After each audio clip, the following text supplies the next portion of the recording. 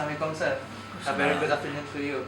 So my name is Abdul Aziz. I'm from Sarawak and I am here to do assignment for soft skill subject. So before we proceed to our interview, can you please tell me a brief introduction about yourself? For example, maybe where are you from, your full name, your date of birth, something like that. My name is Zulkifli bin Khalidin. I was born in Seleko, Bagan Datuk, Perak. I'm from Perak. I was born 17 November 1956. So where are you currently staying now? Currently, I'm staying in area Pematang Badak. Travel every morning to UMP Pekan, about 45-minute drive. But only I'm here during weekdays. Weekend, I will travel back to my family in Subang Jaya. Okay, sir, thank you for the introduction. Do you have anything to add? Okay, I joined UMP from industry in 30th April 2007. So by next month, I'll be 7 years here. It's a long time, sir. So how do you like UMP so far? I mean, for the in development areas. Okay, so of course growing, but actually I was caught when I apply as a lecturer here. During interview, they never informed me that one day they will move to UMP Pekan. So after I joined 2007, we moved here in July 2009. Yeah. 2 years later. So I really don't know from beginning that we were supposed to move here. Okay, that's all, sir. Okay, let's start our interview. Okay. So the first question is, can you please tell me about your educational background and your industrial experience? Okay, I graduated as a fresh engineer back in 1979. I study in UTM, University Technology Malaysia. In fact, I was a third batch degree UTM, third batch. For the electrical engineering. For electrical engineering. Oh, I see. Then I joined Telekom Malaysia. That time they call it Jabatan Telekom Malaysia. From 1979 to 1988, I think about 9 years. I work in telecom. Then I changed job. I work in the factory. I work in as a sales engineer. I work in contracting line. Then one day brought me here as a lecturer. So you have at least 20 years of experience in industrial area. More than that, I think. Yeah. So for the next question is, what is your opinion on the current working scenario and the necessity of soft skill in our industry? I believe the soft skill actually, if you want to introduce to the student only when they enter university, a bit too late. Yeah. A bit too late, because actually the real soft skill to impart to the children or kid should be from the kindergarten, Yes. even nursery. When they query, you already, I think already matured enough. I think when you're all 17 years old. How old are you joining UMP? After SPM?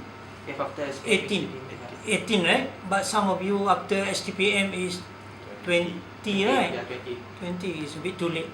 A bit too late to really, if you mean if the lecturer or the university expect you to pick up 100% soft skill in our term, I think a bit too late. I think it's a bit difficult, because as a Malay proverb said, melentur bulu must be from rebung, right? Yeah. Okay. So what kind of the most important soft skills part that you think is important? No, for Malaysian Malay, I think is associated with the religion because you already pick up from the religion, right? Like punctual. Punctual, I think the religion already teach us to be punctual with the 5 time prayer, right? Picking time. So that one, if you already in your blood, it's easy, right? So next question, sir. So can you share with us the experience in dealing with workers related to soft skills? Oh, okay. You mean during the industrial experience, yeah? The experience. But of course, the main important thing in the industry actually is teamwork, hardworking, and what call it, trustworthy, especially for example, one of the experience I did small contracting business, employ so many technicians, different background, different age, some from Sabah, some from KL. When we send out for them to do works with the customer, if they're not a trustworthy worker, technician, they can simply can cheat us. Just like a cashier in handling money, if your religion is not strong, I think you, instead of returning the 90 ringgit to the owner, you just return 50 ringgit. So what happened to the balance? So that is, I think, happen now in the industry. So do you think communication is also important in working condition? Depend. Some type of job maybe you need basic communication. If you workers in the factory, for example, just do the routine work, maybe less communication. But if you involved with the customer service, customer relation, marketing, sales, I think that part is communication is very important. Very important. So moving on to the next question. So can you please share with us your experience in resolving conflict in industry or at the workplace?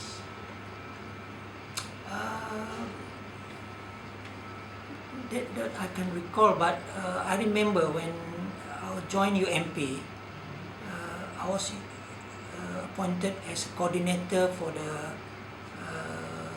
industrial training. So I think there was several cases. Student tried to change the place for their training because they are not cannot adapt the environment of the working area. There is one cases, one student worked in the can factory, can factory in Batu Cave. The factory is very noisy. Then in the factory floor, the supervisor need to raise his voice, in order to talk to the technician or worker.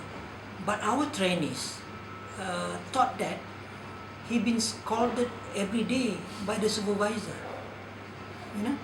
So we organized one meeting. I visited the factory, visited the student, visited the supervisor. So at the end, we managed to settle, just explaining the student, please, because the students start giving, this is a racist, but actually basically because because no experience, lack of experience, never bothered to study the environment, too sensitive, too close to the family, protected by the family instead of giving the good advice, supporting him unnecessary, negative encouragement. Okay. Moving on, sir. Do you have how do you deals with the top management and your below management, your workers below you? During the industrial time? Yeah, industrial time. Of course, different environment is different type of the pressure or meeting. For example, in the factory, at one time I worked in the Japanese factory for about 2 years producing integrated circuit. But of course, during that time, even I at one time I studied in Japan, got some experience with the Japanese what do you call that, environment. But for Japanese company, they have a different culture. They have a different corporate culture basically. A big Japanese company, small big company, they really have their own corporate culture. It's totally different. So that's why if you don't have the opportunity to understand that, it's to become a problem.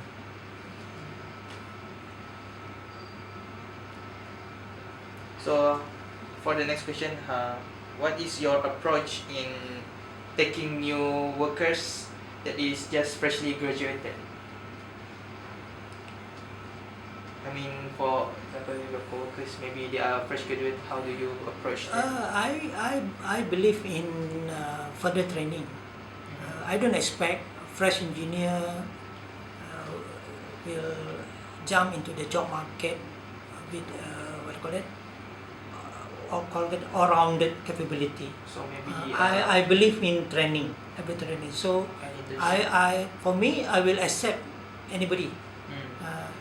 No discrimination in terms of experience, whatever.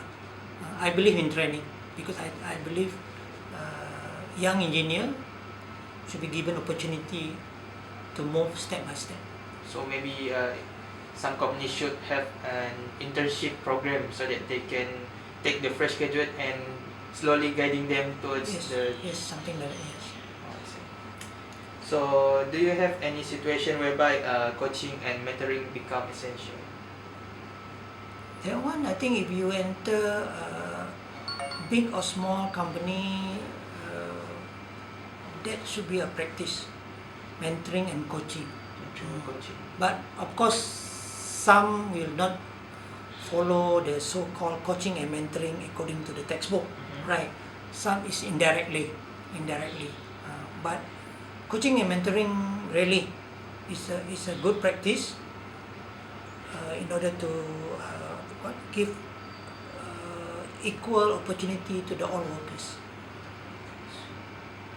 So for the second last question, do you think that religion and spirituality of someone, of a worker, is really good to work with? I mean, if he has a really strong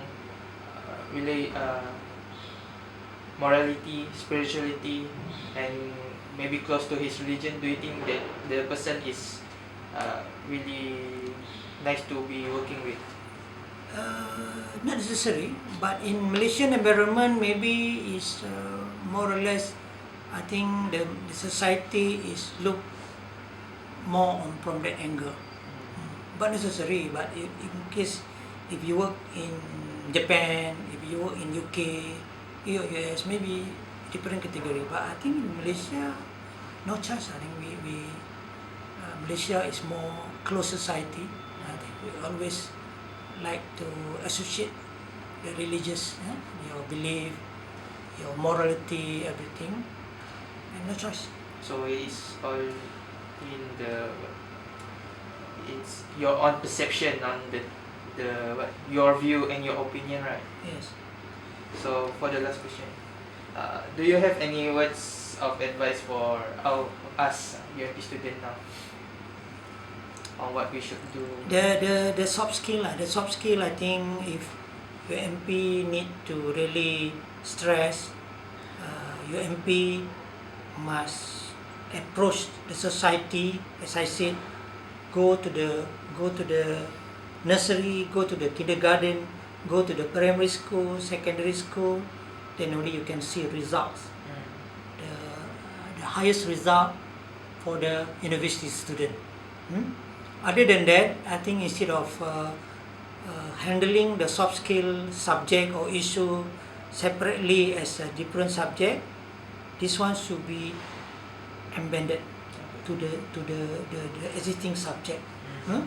For example, lab, lab communication you can also apply during the presentation, seminar, student presentation in the class, teamwork, right? Attendance, the way student behave, right? Because we sometimes, in terms of technology, we refer to advanced country in Europe or in America, but compared to the university student life, they are not the same, right? They are more free. They are not even regulated over there, right? They don't care. So, pro and con. So that's all from us. Okay, thank you. So on behalf of soft skill subject and Puan Haslinda, I want to say thank you very much for your time and your cooperation to make this interview successful. Okay. Thank you, sir. This